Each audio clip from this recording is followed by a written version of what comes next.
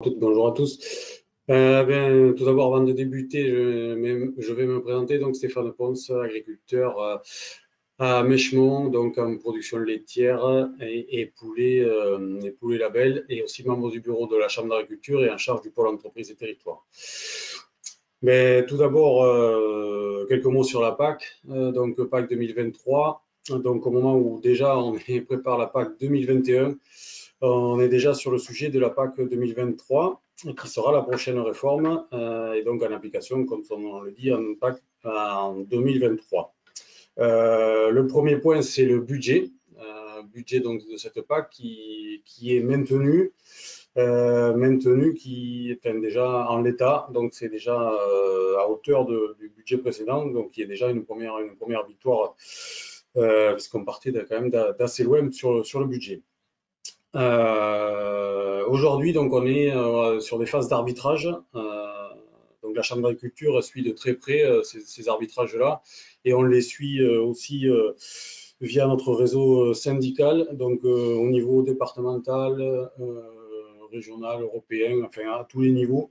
Et donc, on multiplie aussi les rendez-vous via nos décideurs, députés, les sénateurs pour faire avancer nos idées. Donc, les arbitrages aujourd'hui qui restent à faire, donc, ce sont les niveaux des aides couplées, la convergence des DPB, l'admissibilité des parcours et le montant de l'ICHN via le sous-zonage.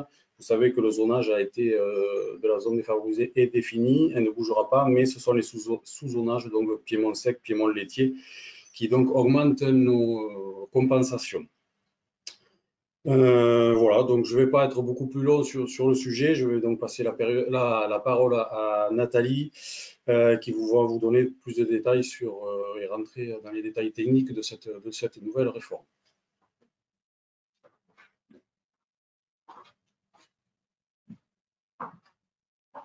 Bonjour, Nathalie Rossi-Larieux, donc je suis conseillère agricole à la Chambre d'agriculture du Lot sur le territoire de Montcuq en Quercy-Blanc principalement. Du coup, je passe la parole à Pierre-Henri qui va démarrer cette présentation et moi je reviendrai un petit peu plus tard dans quelques diapos. À tout à l'heure. Bonjour, donc Pierre-Henri Mons, je suis responsable de l'équipe territoire et donc je vous propose de démarrer sur les 12 points principaux à savoir en fait sur la prochaine réforme de la PAC. Donc le premier élément, Stéphane Ponce l'a déjà indiqué, c'est bien entendu le budget. Donc on sait aujourd'hui qu'on a un budget qui est maintenu jusqu'en 2027. Sachant qu'on revient de loin, les premières propositions, en effet, si on remonte à 2 ans à peu près, parlaient de moins 15, voire moins 25%, et notamment sur le deuxième pilier, c'était assez inquiétant. En fait, depuis, beaucoup de choses se sont passées, et notamment donc la crise que l'on connaît, qui a conduit l'Europe à lancer un plan de relance, et ce plan de relance va aussi avoir un effet positif sur le budget, puisqu'il consacre une partie des fonds, notamment sur le deuxième pilier. En chiffres, très concrètement pour la France, c'est donc cette stabilité, voire petite hausse, se distingue entre 7,3 milliards d'euros par an donc pour le premier pilier, une légère baisse, vous le voyez, et par contre un deuxième pilier à 1,6 milliard d'euros par an, c'était 1,4 dans la précédente, dans la période actuelle, donc quand même une hausse de 15%. Le dernier point sur le budget, c'est quand même de prendre en compte sur le temps long une tendance générale de retrait, puisque en 1990, la PAC représentait 55% du budget de l'Union européenne et aujourd'hui, ce n'est plus finalement que 30%. Alors, une fois qu'on a balayé le budget, juste en quelques vraiment grandes lignes, quels sont les grands principes de la réforme? En fait, on va s'inscrire dans la continuité pour pas mal de choses, c'est-à-dire toutes les mesures, enfin la plupart des mesures qu'on connaît bien maintenant de la période actuelle seront en fait reconduites, mais ça ne veut pas dire qu'il n'y a pas de nouveautés. Et la première des nouveautés, c'est la subsidiarité. Donc ce terme-là, en fait, veut dire que l'Europe va donner plus de latitude aux États membres Et ça va se traduire par des plans stratégiques nationaux que chaque pays en fait devra écrire et présenter à Bruxelles, dans lesquels ils déclineront donc tous les dispositifs qui pourront être adaptés donc à l'échelle du pays. C'est pas anodin parce qu'il y aura des objectifs de résultats aussi en lien avec ces plans stratégiques nationaux et potentiellement des effets sur les finances. L'autre grand point, grand principe donc, de la nouvelle PAC, c'est le côté vert, donc avec le Green New Deal européen, qui est la grande ambition européenne donc, de la nouvelle commission depuis les élections dernières. Donc ça vise bien sûr à travailler sur l'environnement, à lutter contre le changement climatique. Donc on va retrouver beaucoup d'objectifs en termes de biodiversité, de ressources en eau, de protection des sols, de bien-être animal. Et notamment, donc concrètement, 40% du budget de la PAC minimum qui devra être consacré à ces enjeux. Le troisième point en termes de principe de la PAC, c'est la simplification. Alors, c'est toujours dans les objectifs de la PAC, mais parfois, ce n'est pas forcément au rendez-vous. On a vu qu'en 2015, ça a été très compliqué pour la mise en place, donc espérons qu'on ne revivra pas les mêmes épisodes. Un point sur la simplification va être la mise en place notamment du monitoring à partir de 2023. Donc, qu'est-ce que le monitoring? On le verra un petit peu plus tard, c'est Nathalie qui le déclinera. C'est l'idée en fait de pouvoir, pour l'agriculteur, finalement, préparer sa déclaration un petit peu au fil de l'eau, avec des allers-retours entre donc l'administration et le déclarant à partir d'images de satellites. Qu'est-ce que la PAC finalement? Comment ça se traduit? À l'échelle européenne, en fait, ce sont plusieurs textes réglementaires, donc sur trois niveaux, trois grands textes. Le premier, en fait, c'est ce qui fixe tout ce qu'on connaît de manière très spontanée de la part de la PAC, les différentes mesures. Les DPV, les aides couplées, les MAE, l'ICHN, etc. Et tout ça, donc la nouveauté, c'est que ce sera précisé dans des plans stratégiques à l'échelle de chaque État membre. Mais bien sûr, l'Europe va écrire ce qu'elle attend de la part des plans stratégiques de chaque pays et puis cadrer les choses. Le deuxième règlement de la PAC, en fait, il concerne un petit peu toutes les modalités de gestion et puis de financement. C'est là-dedans qu'il y a les modes de contrôle, etc. Et le troisième texte de la PAC, c'est celui qui concerne l'organisation commune des marchés. On en parlera à la fin de la présentation.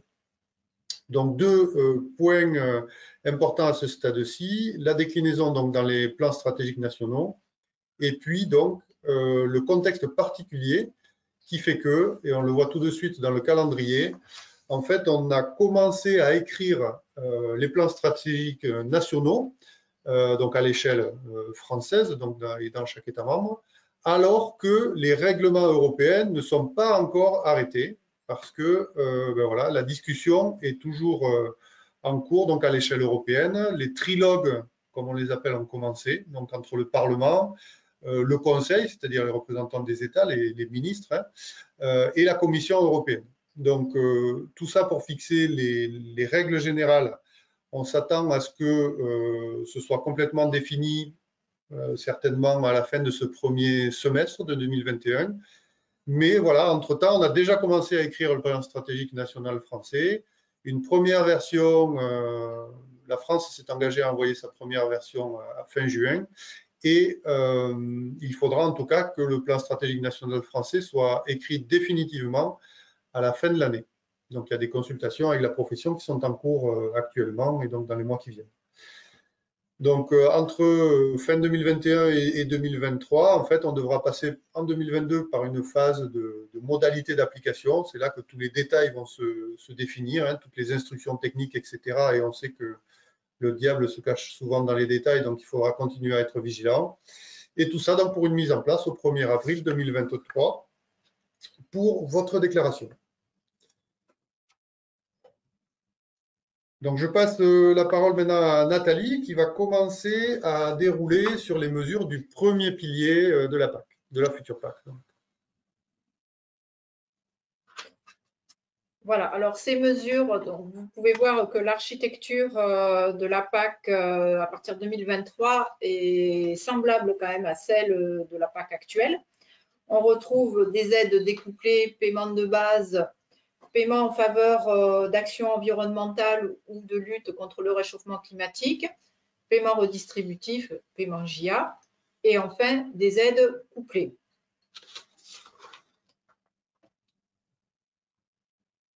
Donc, le paiement de base et le paiement redistributif. Donc, il y aura bien maintien d'un paiement de base qui sera fondé sur des droits. Est-ce que la convergence redémarrera? Ça, on ne le sait pas encore. Et donc, il y aura un paiement redistributif. Donc, dans la PAC actuelle, on a un paiement redistributif sur les 52 premiers hectares pris en compte de l'exploitation. Donc, ce paiement est d'un montant de 49 € par hectare. Est-ce qu'il sera maintenu à cette hauteur? Point d'interrogation. Ensuite, pour activer actuellement un DPB, un droit à paiement de base, donc il faut une surface admissible, donc 1 hectare admissible. Dans notre département, nous avons des parcours et donc du coup, il y a eu des prorata qui ont été définis sur les surfaces, donc prorata admissibles sur lesquels le DPB peut être activé.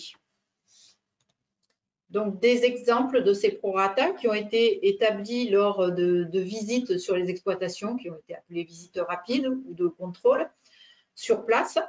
Donc, voilà, on regarde toutes les surfaces qui ne peuvent pas être exploitées par les animaux, soit accès impossible, surface trop enfrichée, ou bien des surfaces où il n'y a pas de ressources alimentaires pour les animaux, donc plaques rocheuses.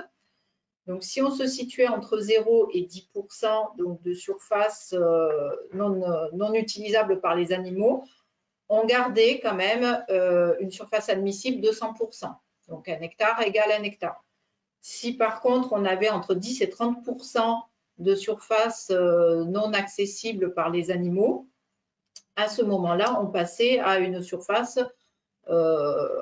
donc admissible de 80%. Soit 1 hectare, ça faisait 0,8 hectares de surface admissible, donc activation de 0,8 DPB.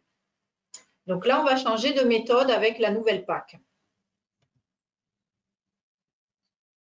Donc, l'admissibilité des surfaces peu productives va être déterminée non plus avec des visites sur place, mais par une méthode d'imagerie satellite, ce qui peut nous poser un petit peu question au niveau des limites. Donc, comment sera pris en compte les surfaces boisées ou très caillouteuses ou pentues? Voilà, c'est une méthode qui est en cours de test. Ensuite, on aura aussi, par rapport à ces surfaces admissibles et à la définition donc, de la couverture du sol, un nouveau système, une nouvelle méthode aussi qui sera mise en place, qui est le monitoring. Donc, en fait, ça va être quoi? Ça va s'appliquer à toutes les surfaces, hein, que ce soit des parcours, mais aussi les surfaces en céréales, en prairies. Voilà, c'est un dispositif qui va permettre de définir en continu la nature de la surface des exploitations agricoles grâce à des images satellites qui vont être traitées par des algorithmes et une intelligence artificielle. Donc, du coup, les satellites vont fournir des images tous les 5 jours de l'état de la couverture du sol. Il y aura aussi un outil complémentaire, donc laser pour les parcours.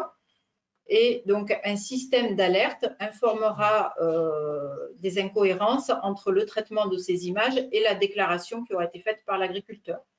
Ainsi, l'agriculteur pourra corriger certains points de sa déclaration, code de culture par exemple, jusqu'à l'automne sans pénalité. Donc, l'intérêt, là, ça sera de prévenir les agriculteurs des incohérences en lien avec la déclaration, de réduire la multiplicité des contrôles sur le terrain, et de réduire les risques de pénalité. Ensuite, on va passer donc le paiement JA. Le paiement JA qui, cette année, représente 102 € par hectare, qui est plafonné à 34 hectares. Donc, ce paiement JA va être maintenu dans la nouvelle PAC.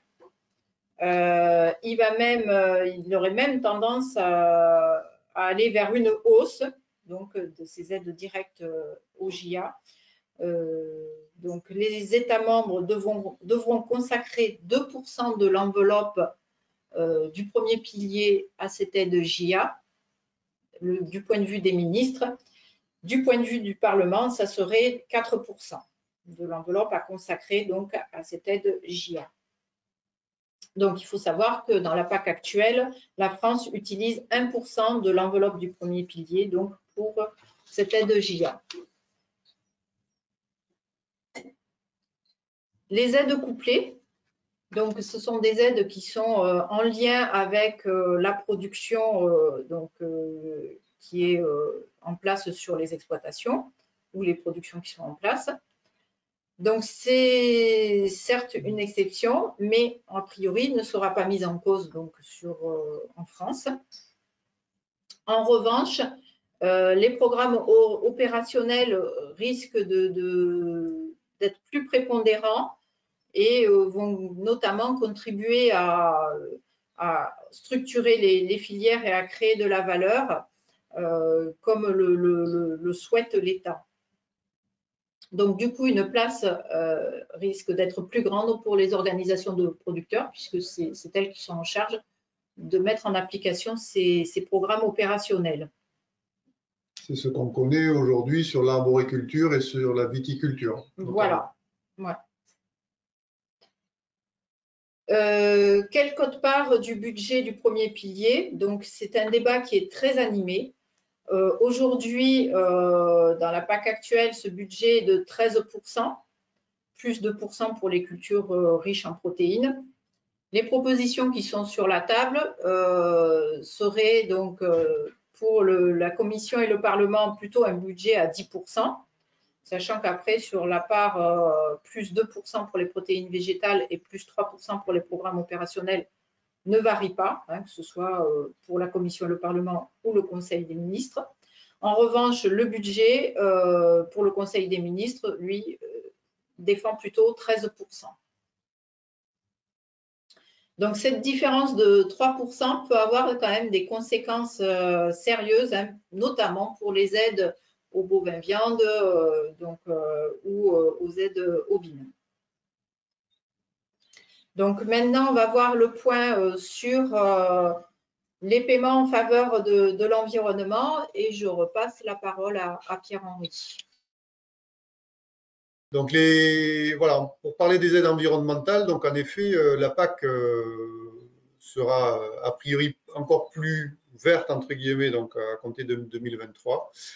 Et c'est une des conditions, c'était une des conditions dans les discussions au niveau européen sur le volet financier.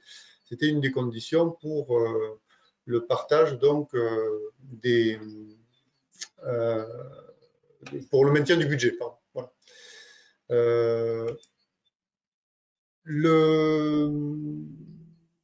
Le fait que donc le volet environnemental soit plus important se traduit par différents niveaux. La première des choses, c'est que la conditionnalité des aides sera encore renforcée. On sait qu'il y a des items pour la protection de l'eau, pour les sols, pour les surfaces d'intérêt écologique, etc. Et donc, on s'attend à ce qu'il y ait des exigences renforcées, notamment, mais pas que, mais notamment des exigences renforcées par le transfert en fait de ce qu'on connaît aujourd'hui du paiement vert actuel qui passera dans la conditionnalité des aides. Aujourd'hui, les critères du paiement vert sur les prairies, sur la diversité d'assolement, sur les surfaces d'intérêt écologique, ouvraient au paiement d'une partie donc, du montant du premier pilier. Demain, ce sera inconditionnel, justement, puisque on sera obligé de respecter les critères pour pouvoir toucher tous les montants, toutes les aides de la PAC. L'autre point d'ambition verte de la future PAC, c'est surtout la nouveauté donc, de ce qu'on appelle l'éco-programme. Alors, on l'appelle aussi par les termes d'éco-régime ou d'éco-scheme, mais tout ça, c'est la même chose. C'est en fait ce qui va prendre d'une certaine manière la place du paiement vert actuel dans le premier pilier. Donc, ça va représenter de 20 à 30% du budget du premier pilier, donc c'est très significatif. Et l'idée, c'est qu'il y ait deux possibilités d'accès à ce paiement, qui sera un forfait par an et par hectare, soit via une certification on connaît l'agriculture biologique ou la haute valeur environnementale, par exemple, aujourd'hui. On pourra aussi y accéder via une liste de pratiques, donc en cochant certaines pratiques qui sont peut-être déjà présentes sur l'exploitation ou qui seront à mettre en place. Et là-dedans, donc, ça balaye beaucoup d'items différents, que ce soit autour des couverts, de la rotation des cultures, de l'élevage extensif, de l'agriculture de précision ou autour du bien-être animal. Et puis pour être complet donc, sur la dimension verte de la PAC, il y a bien entendu aussi les mesures agro-environnementales et climatiques, mais qui sont dans le deuxième pilier qu'on va voir tout à l'heure. On vous propose de s'arrêter juste un instant sur donc là, vous avez la mise en évidence donc, du paiement vert qui vient rentrer dans la conditionnalité donc, et augmenter finalement les exigences au niveau de la conditionnalité. Mais on voulait vous proposer de s'arrêter un instant sur en fait les enjeux de certification. Donc, on connaît les certifications aujourd'hui, la plus connue et reconnue, c'est certainement l'agriculture biologique. Il y en a une autre qui monte en puissance qui est ce qu'on appelle HVE, donc la haute valeur environnementale, la certification environnementale de niveau 3. Il y a d'autres certifications qui pourraient arriver aussi demain autour du label bas carbone ou de la haute valeur naturelle. Donc en fait, il y a plusieurs enjeux autour de ces questions-là pour un exploitant qui se pose la question de l'intérêt ou pas d'engager une démarche. C'est déjà en termes d'image, donc pour faire reconnaître les bonnes pratiques du métier. C'est pour l'accès au marché, voire pour obtenir bien sûr une meilleure valorisation du produit sur le marché, à partir du moment où la certification est attachée au produit. C'est aussi pour les soutiens. Donc, bien sûr, on le voit là en ce moment par rapport à la future PAC, mais pas seulement. Il y aura des liens avec les certifications et il y a déjà aujourd'hui des liens et des certifications pour l'accès à d'autres aides. Et enfin, c'est un intérêt aussi, un enjeu pour l'agriculteur pour aussi avoir des outils de pilotage de l'exploitation et des pratiques. Alors, pour répondre à ça, pour tout un chacun qui souhaite peut-être s'interroger et regarder si c'est une piste intéressante pour son exploitation, sachez qu'il y a beaucoup d'outils qui sont à votre disposition, des formations de la Chambre d'agriculture autour de la haute valeur environnementale, donc pour carrément faire le diagnostic et accéder à la certification. Donc, des formations sur l'agriculture biologique aussi. Des nouvelles qui sont lancées récemment. Une formation autour de l'outil CAP2ER, donc ça c'est l'outil de calcul, de mesure donc, des émissions de gaz à effet de serre, donc sous le volet carbone. Pour l'agriculture bio, donc il y a des dispositifs pour tous ceux qui sont en questionnement par rapport à une conversion, donc le point info bio est là pour vous. Vous pouvez le mobiliser, donc c'est la Chambre d'agriculture y participe. Et puis aussi donc le pass conversion bio qui vous permet de faire vraiment un diagnostic avec un financement du conseil régional pour voir où en est votre exploitation par rapport à ça. Et je passe donc rapidement aussi en indiquant qu'il y a aussi des prestations individuelles autour du bilan carbone, donc vraiment pour conduire le diagnostic jusqu'au bout avec le plan d'action et tout son suivi. Que la Chambre d'agriculture peut conduire maintenant avec de nouvelles personnes ressources et qui permettent donc notamment autour du carbone de pouvoir accéder au marché des crédits carbone. On revient sur la PAC de manière plus directe. Donc, pour un dernier point avant de passer sur les mesures du deuxième pilier, donc pour la future PAC, se pose la question des bénéficiaires. L'Europe a abordé ça sous l'angle de définition de ce qu'est un agriculteur véritable. Donc voilà, c'est cette expression particulière qui est utilisée. Donc déjà au niveau européen, il y a des positions assez divergentes entre les différentes parties prenantes du trilogue. Donc on va voir quel est l'arbitrage final. Mais le Parlement européen, par exemple, voudrait une définition très précise, alors que les États membres, donc par le Conseil des ministres, eux, veulent laisser beaucoup de latitude aux États membres. Ben justement, de notre côté, ministère de l'Agriculture français, qu'en est-il? L'ambition, telle qu'on l'aperçoit aujourd'hui, est assez modérée pour pas peut-être proposer un cadre très restrictif de ce qu'est un agriculteur véritable et donc bénéficiaire de la PAC.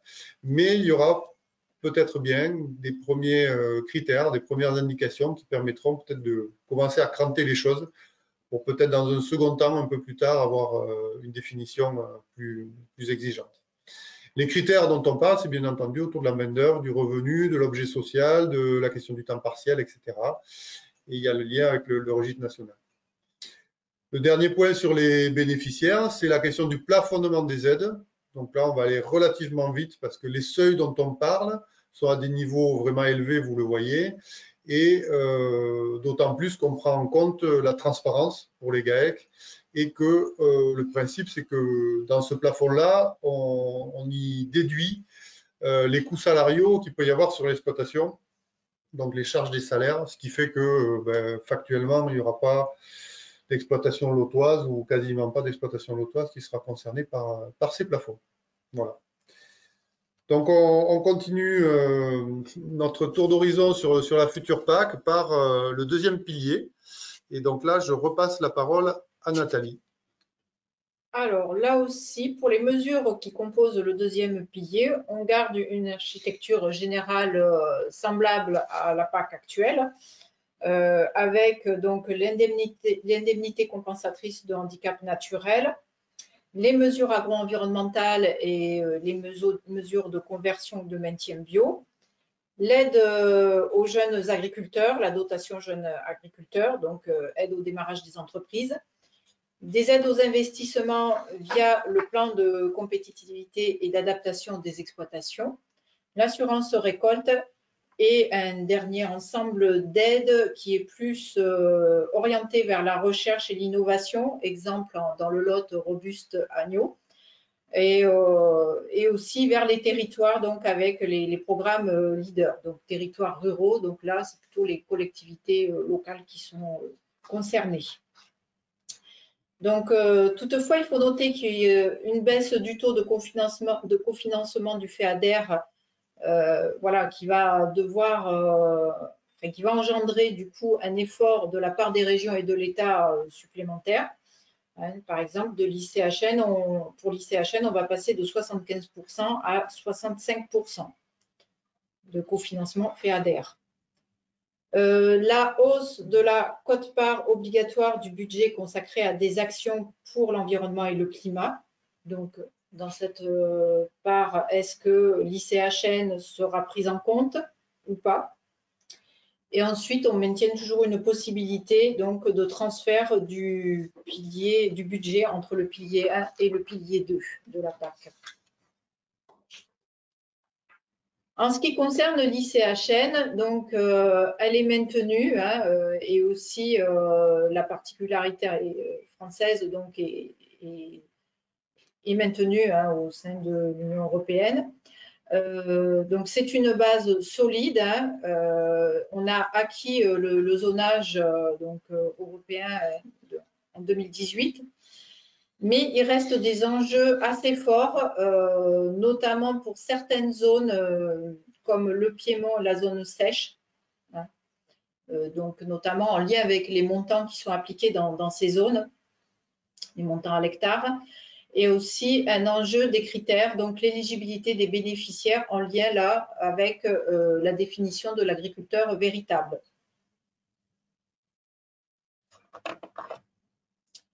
Les autres aides du deuxième pilier, donc on retrouve des mesures agro-environnementales et climatiques, donc la dotation jeunes agriculteurs et les aides aux investissements.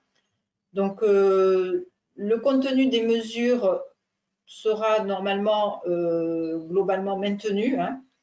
Les enjeux se porteront sur les arbitrages budgétaires, hauteur du budget plus répartition donc entre le FEADER, l'État et la région. Et il y a par ailleurs des modifications dans la répartition des compétences entre l'État et les régions. Donc, les régions vont continuer à piloter l'aide à l'installation et les aides aux investissements. En revanche, pour ce qui concerne les mesures agro-environnementales et climatiques, la conversion à l'agriculture biologique et au maintien à l'agriculture biologique, c'est l'État qui va reprendre donc la gestion de ces mesures. Par ailleurs, on a une mesure d'accompagnement à la transition qui serait un forfait donc à l'exploitation, qui comprendrait un diagnostic plus un plan d'action pluriannuel. Donc, c'est un nouveau dispositif qui est en discussion, et qui pourrait voir le jour donc avec la nouvelle PAC 2023. Pour ce qui est de la gestion des risques et de la gestion des risques, hein, qui fait partie de ce deuxième pilier, je repasse la parole à Pierre-Henri. Voilà, sans interruption de la liaison cette fois. Donc, en effet, le dernier point autour du deuxième pilier, de mesure du deuxième pilier, c'est la question de la gestion des risques. Alors là, encore une fois, c'est plus une question d'arbitrage actuel autour du budget plutôt qu'autour des outils, même s'il y a peut-être une nouveauté qui pointe. Donc, de manière générale, il y a deux leviers pour travailler sur la gestion des risques. C'est la participation aux primes d'assurance et c'est les fonds de mutualisation. Donc l'assurance récolte, bien sûr, et après les fonds de mutualisation. Donc, on a des marges de manœuvre budgétaires qui devraient être ouvertes par la réglementation. Mais en fait, la question qui se pose, c'est quelle est la capacité pour les États membres de mettre en face les cofinancements et donc d'arbitrer entre cette gestion des risques et puis d'autres mesures du deuxième pilier. Il y a des critères techniques aussi donc, qui sont en discussion, notamment le niveau de franchise ramené à 20%, ou des modalités de calcul de la perte. On sait que ça pose des vraies difficultés, la notion de moyenne olympique donc, en écartant les meilleures et moins bonnes années sur 5 ans aujourd'hui. Voilà, on pourrait peut-être raisonner sur des périodes plus longues ou calculer des moyennes différemment, qui permettrait de ne pas être exclu au moment où on vit une succession en fait, d'aléas climatiques. Mais toujours donc revenir vraiment sur la capacité pour l'État membre de se saisir de ces critères techniques à plein, puisque, à titre d'exemple, le niveau de franchise, en fait, l'Europe, depuis 2017, a baissé le niveau de franchise possible donc à hauteur de 20%. Mais la France ne l'a pas mis en application parce que voilà, elle n'a pas libéré les fonds qui étaient nécessaires pour pouvoir l'appliquer. Sur la gestion des risques, l'élément nouveau pourrait être autour d'une proposition qui est sur la table aujourd'hui, portée par le Massif central. C'est la proposition d'un nouveau fonds de mutualisation climatique pour les surfaces fourragères et pastorales. L'idée, c'est de prendre un peu le relais du FNGRA, donc c'est-à-dire des calamités agricoles, puisqu'on connaît les limites donc, de ce fonds des calamités. C'est de plus en plus difficile de faire aboutir des dossiers et d'avoir des prises en compte de taux d'indemnisation qui soient satisfaisants. Donc la dernière, le 12e point et le dernier sur cette PAC, c'est autour de la régulation des marchés. Donc là, on est en dehors du pilier 1 et du pilier 2. Hein. On est sur un des outils sectoriels de la PAC dont on parle parfois moins. Hein. Il y en a notamment sur la viticulture. Donc c'est notamment l'organisation commune des marchés. Donc les dispositifs d'intervention restent les mêmes. Hein. Donc les achats justement par l'intervention, des droits de douane aux frontières ou une réserve budgétaire de crise. On sait que ces outils ont une portée limitée parce que souvent ils déclenchent très tard par rapport au niveau de prix qui sont nécessaires en France pour avoir un revenu. Donc c'est une grosse limite.